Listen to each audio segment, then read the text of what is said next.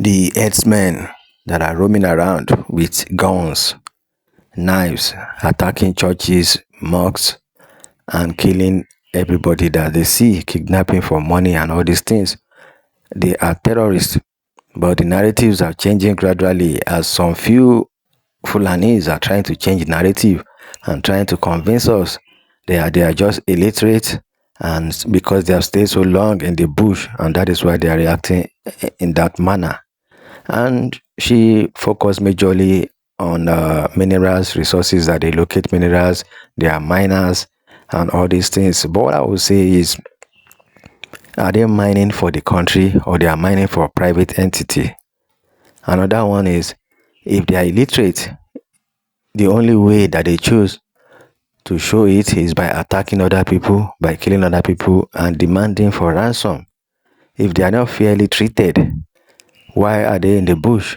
Why can't they have a community? Why can't they have a local government where they will stay and government can easily locate them and provide for their means? Why do they prefer to be roaming around from one city, from one town, from one village to another? Why are they carrying AK-47, kidnapping for money? If the narrative goes with the way some people are now changing it to. Let's go into this. I want you to watch this video, then I'll add some things at the back. These are not terrorists. They're not bandits. These are forest rangers. They are held with much value because of the in-depth knowledge they have gained across the years as a result of their moving from one place to another as nomads. Let me tell you one thing, no matter how educated you are in the textbook, and you have never left that city of yours or left your country or moved from one place to another, you are more like an illiterate. You are not educated until you move around. These nomads are assets to this country, and we do not know, but the international community and the government knows how important they are. There are some minerals in this country that the locations are not known by any except these people. They are the only ones that can locate the terrain or the shortcuts to where you can get these minerals. So they are very, very valuable to miners. So these forest rangers are actually like security to miners. Why is their problem spilling to us in the city? And why is their problem spilling to us in churches and mosques? The reason is because they are not treated fairly. And in other cases, they become greedy because of the knowledge that they have. They will be like, okay, you're paying me this small amount while you are earning this type of amount, so they become greedy. These miners, because of saving cost, they go for younger forest rangers. That's why you see some 14-year-old, 15-year-old, 20-year-olds doing all these things. These boys are kept in horrible conditions. They supply their food in helicopters and all that, but they are not in good conditions. In most parts of the world where mining takes place, there are porter cabins that are established, like mini homesteads that are established so people can live inside while the mining takes place. But no, you set up tents for these boys. There is no good drinking water. Remember a video where some of them were coming out and saying, we need good drinking water. You need good drinking water. You remember? There were videos like that. We need to also go to school. When you give these boys 2-3 year contracts, mining contracts, they don't go to school, they don't get to have friends, they don't have normal childhoods. And what is the reciprocation of it? When they see people coming from the city who are normal, they call them Aiku Engayuni and they start to attack. Mining is not a bad thing. It brings out the resources of the earth. Today, we will not have some of the clothes we wear, the jewelries we have, the phones we use, furnitures we have. A lot of things come from mining. We wouldn't have all of that if mining doesn't take place. Madam, what you are saying is like, it's not totally wrong, but it's like 90 or 85% wrong.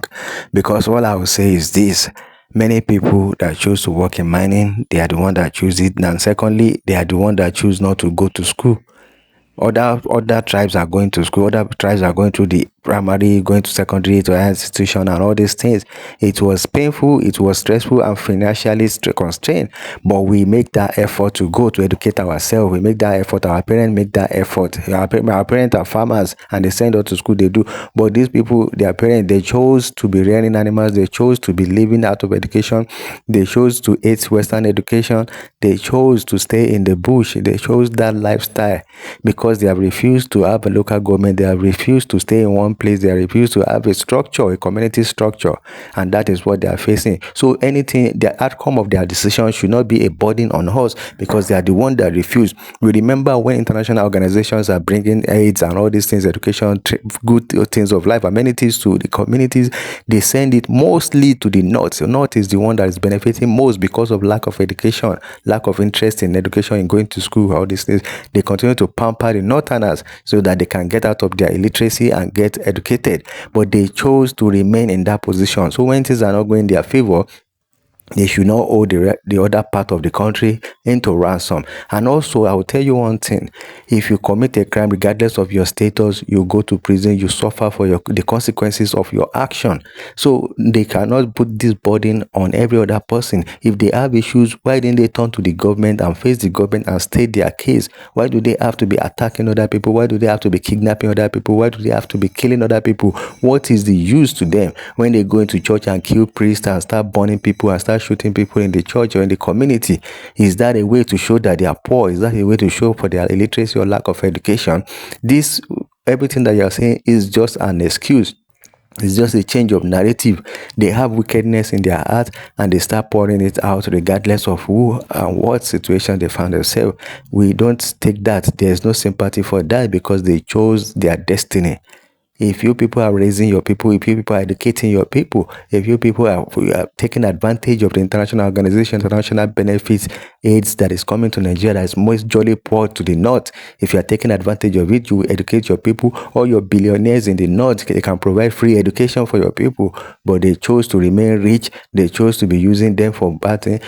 Most of the illegal mining that you are talking about is being run by some big northerners elite.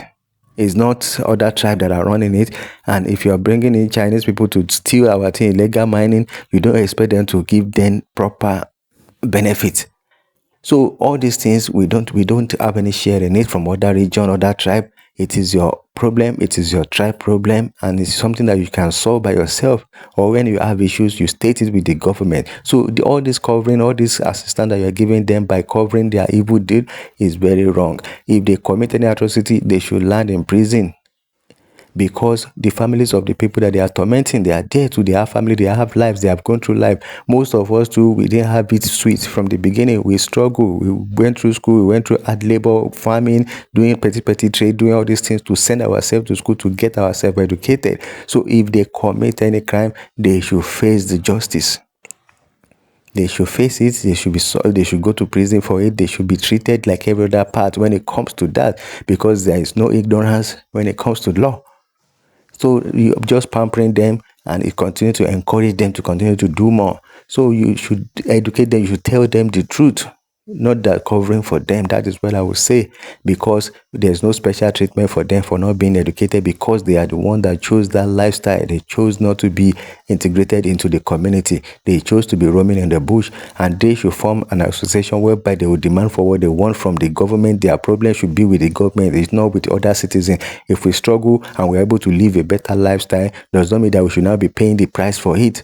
How many things are government giving us? Government is giving you more than they are giving us in the other region. They are giving northerners more resources, more financial benefits, more agricultural support, more than every other tribe. Yet you are complaining that they are not being treated fairly.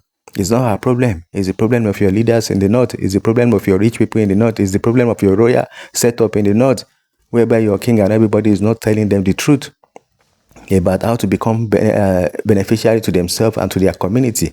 All of you stay with your money, you stay with your lifestyle, and you keep them in the bush, you keep them that way without educating them, and you are supporting them when they claim that their cow is more important than human lives, and that is why they are killing people, destroying people's farm, destroying people's livelihood. Because of what?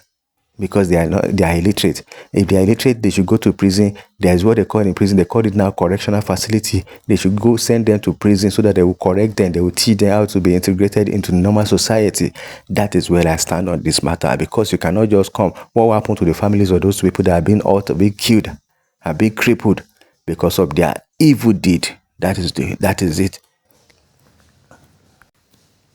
They are terrorists. That is what we label them, because they are acting like terrorists, they are behaving like terrorists, and they are carrying the activities of terrorists. Who invented this new narrative that they are trying to bring to us about these Fulani people? Nobody knows.